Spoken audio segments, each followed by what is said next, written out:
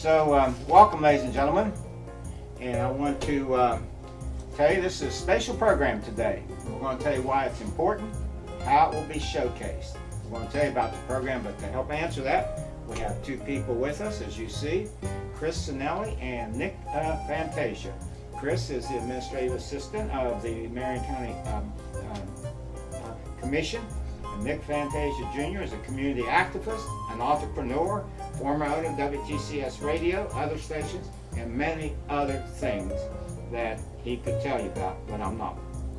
But today we want to learn about the Italian Hour, which I think since 1949 has been a very successful, interesting, informative format from the one who has preserved his heritage, that's his son, Nick Jr., and history, to the one who wants to showcase it, that's Kris Cinalli. So I call him Nick. I get called Nick a lot. There's a lot of Nicks in his family. Yeah, Palatine Park, along with other icons on a great day in July in the Italian community.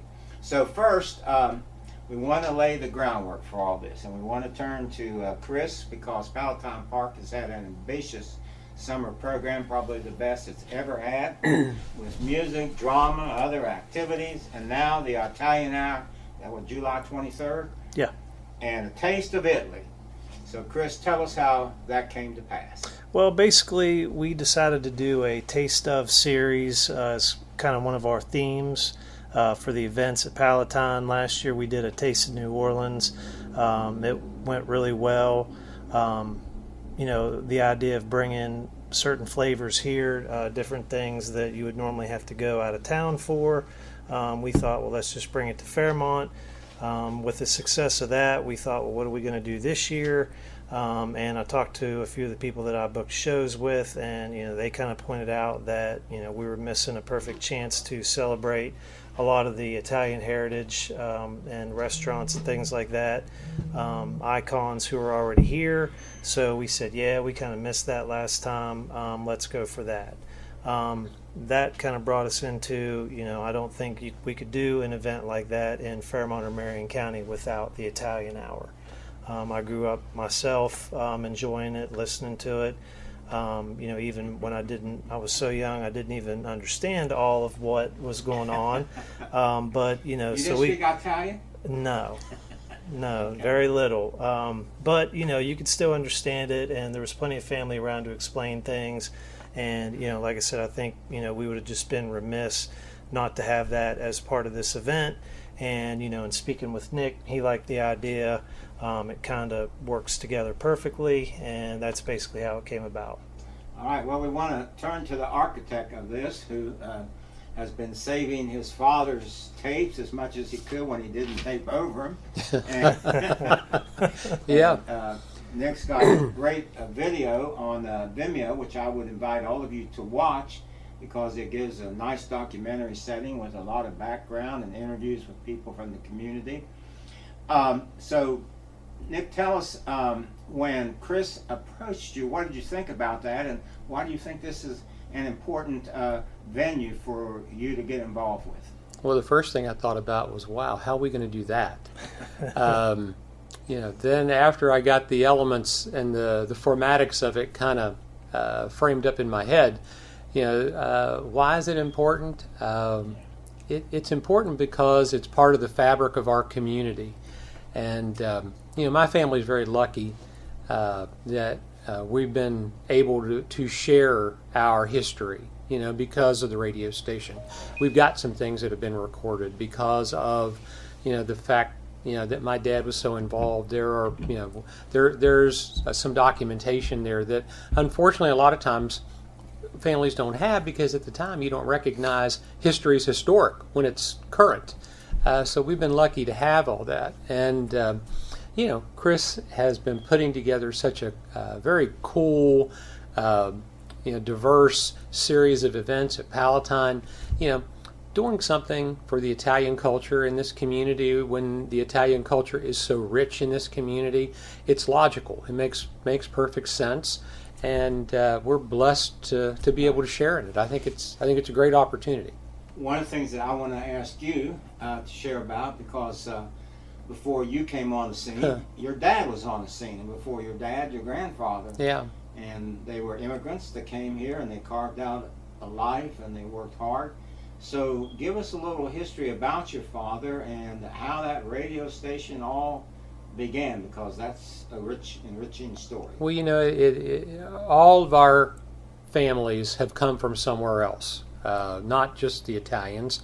You know, the old line is, you know, we all came on different ships, and now we're in the same boat.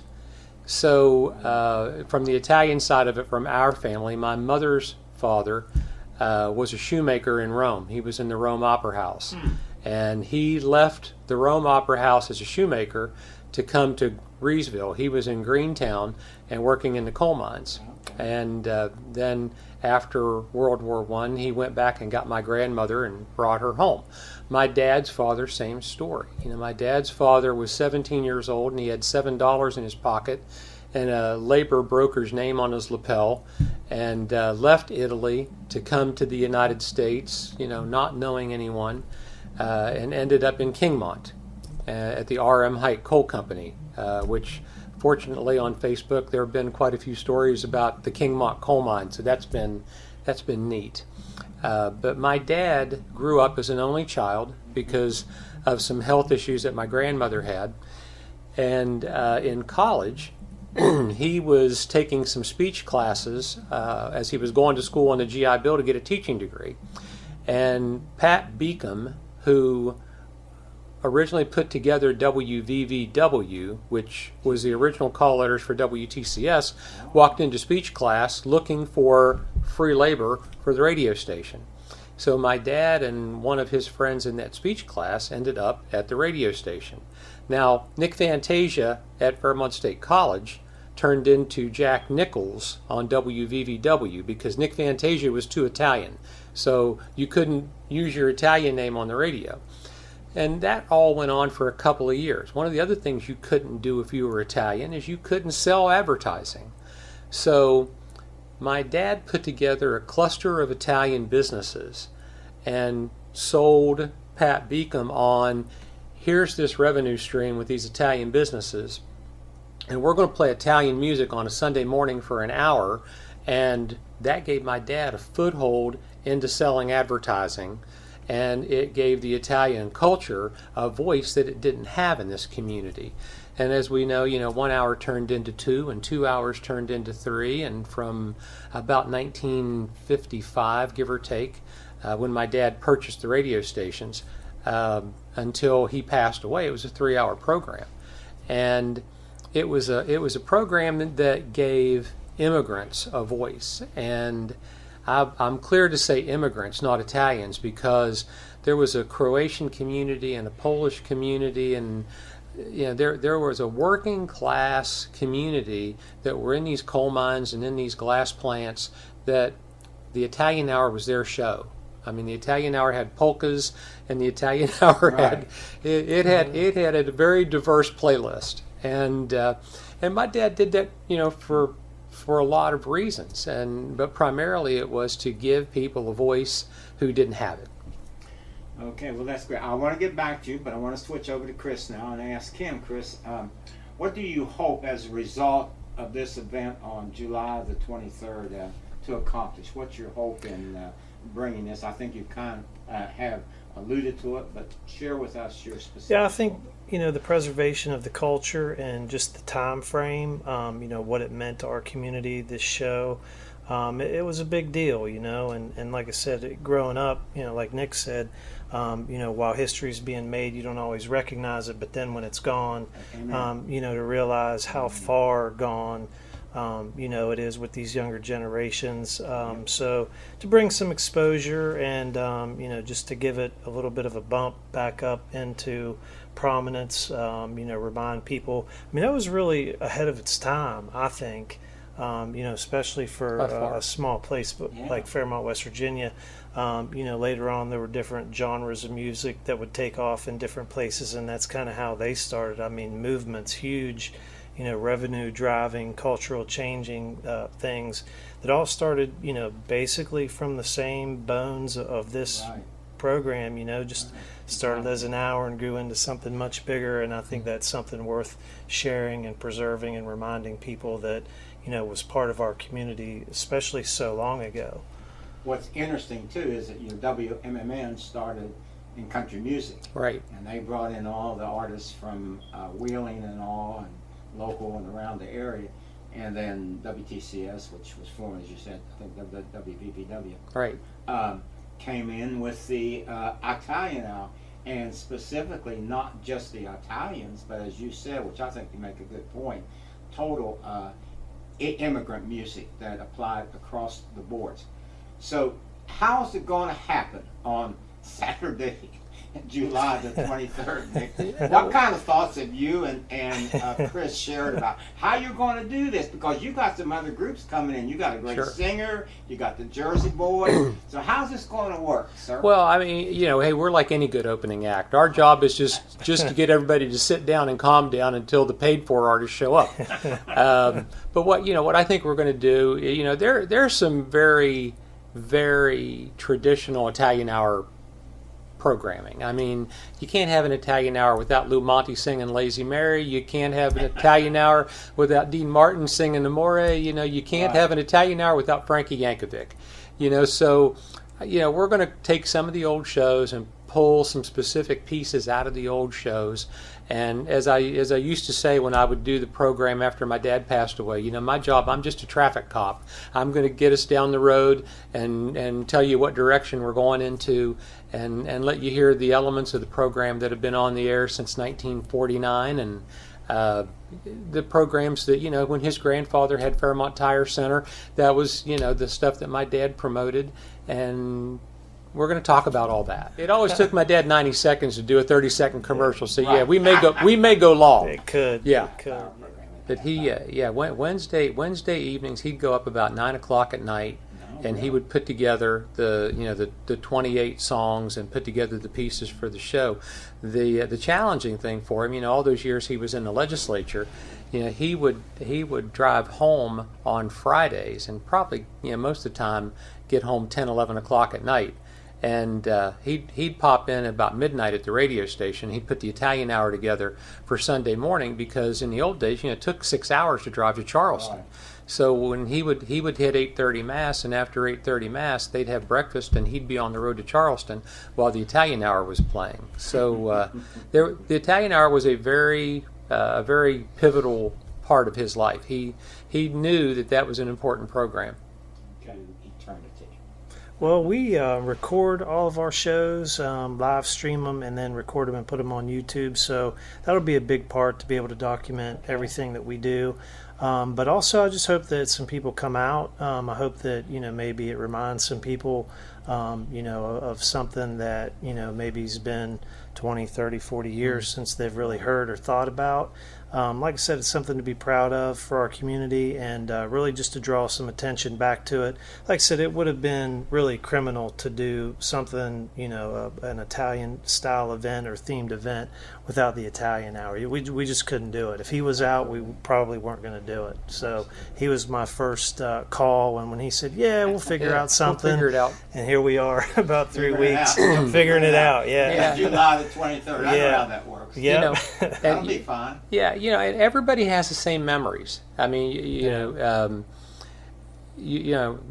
my friends, folks who are older, folks who are, Kris's age younger, either your mother or your grandmother was in the kitchen after church and somebody was stirring sauce, and on top of the refrigerator or on the counter in the kitchen there was a tabletop radio that the Italian hour was on. And when we had cousins in from out of town, you called and my dad put their name on the air, and everybody got to have fun. And that's the biggest thing that we can bring into Saturday, is just get everybody to understand it's about fun. Yeah. I mean, there's clearly a historical background to it. There's a cultural importance to it, but at the end of the day, you got to enjoy it. You got to enjoy it. We were kids when it played, and I'll never forget. His dad was an usher at the church. So, me and my two brothers, would sit there, and, he was an usher, so he'd let us out, take us in, and we would be like, hey, it's the guy off the radio, yeah, right. And then every once in a while when he'd shout out the Cinellis, and we would be, having lunch, it was neat. We're little kids, and it was just, it was like we were dealing with a star. He went to our church, and was super down to earth. Absolutely. So that's just. So what time is this whole Excuse me, I didn't mean to. Oh, you're fine. What time is this festivities 6 o'clock. starting? 6 o'clock. 6 o'clock. On the 23rd, July 23rd. Okay, great. Yeah, and Chris talking about, hearing your name and how it was special. The other part of that is, for a group of people who weren't allowed to live in a certain neighborhood or weren't allowed to shop in a certain store, all of a sudden you heard your name on the radio. That made you feel good about who you were. Yeah. Yes, it did. Very much It so. gave you some real claim to authenticity. Mm-hmm. And it began to shut down those borders where you couldn't buy land or couldn't rent a home. That's or right. couldn't purchase property. Absolutely. Yeah. Because I've looked at some of those immigration laws of white homeowners and neighborhood centers. Yeah, and you knew, of course, I was young and didn't recognize it at the time, but you knew that the culture of the community was changing.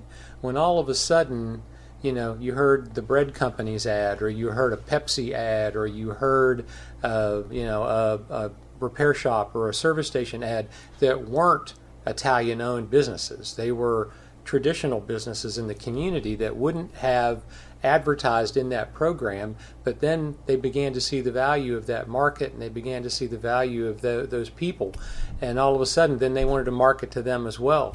And you don't know it at the time, but that was how that fabric started to change. And when you talk about results, Dee Dee, I think that goes back to what we were talking about last week with the art, getting these younger kids and generations involved. It's the same thing, build it from the ground up, and, just give them that experience, put two and two together for them, show them the way, kind of give them an avenue to do that, show them how they could do that. And, the same thing's very possible today.